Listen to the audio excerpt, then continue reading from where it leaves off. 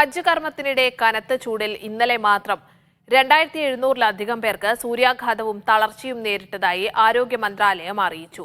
ഈ ഹജ്ജ് സീസണിലെ ഏറ്റവും ഉയർന്ന താപനിലയാണ് മക്കയിൽ ഇന്ന് രേഖപ്പെടുത്തിയത്.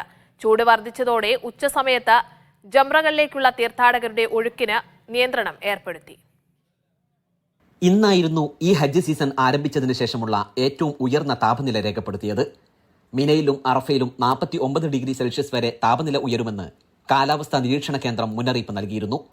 ഉച്ചയ്ക്ക് 1 മണിക്ക് മസ്ജിദുൽ ഹറമിൽ 51.8 ഡിഗ്രി സെൽഷ്യസ് ആണ് താപനില രേഖപ്പെടുത്തിയത്. അതിശക്തമായ ചൂട് രേഖപ്പെടുത്തിയതോടെ രാവിലെ 11 മുതൽ വൈകുന്നേരം 4 മണി വരെ തീർത്ഥാടകരെ കല്ലേർ കർമ്മത്തിനായി ജംറകളിലേക്ക് അയക്കരുതെന്ന് ഹജ്ജ് ഉംറ മന്ത്രാലയം ഹജ്ജ് കമ്പനികൾക്ക് നിർദ്ദേശം നൽകി.